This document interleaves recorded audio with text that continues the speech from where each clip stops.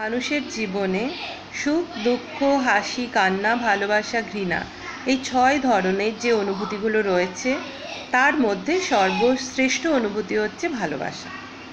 এই ভালোবাসা নিয়েই বাংলাদেশের তরুণ কবি সাদাত হোসেন একখানা কবিতা লিখেছেন।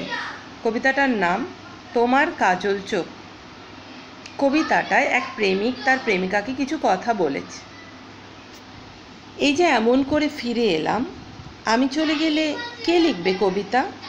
যদি বিদ্রোহ করে বসে চোখ, কাজল না বসে আর চোখে, যদি ম্লান হয় ঠোঁট কবিতার শোকে, যদি নীল শাড়ি রং ভুলে যায়, উড়ে যায় সুগন্ধি চুল, যদি মন হয় বরফের নদী, মৃত্যুর বিষাদে ব্যাকুল, আমি চলে গেলে জ্যোৎস্নায় কে হবে ভুল, কে হবে ছায়ার মতো নীল তোমাতে আকুল? এই যে ফিরে যাই অবহেলা বুকে, ফিরে চাও ডেকে বলো থাকো, তুমি ছাড়া কিছু নাই আর তো কোথাও। কবিতার খাতা যদি ফাঁকা থাকে মন, আমি ছাড়া তুমি, তোমার কাজল চোখ বাঁচে কতক্ষণ? এবার ফিরাও তবে আমাকে হে নারী, আমাতেই মিশে আছো তুমি, আমাতেই বাড়ি।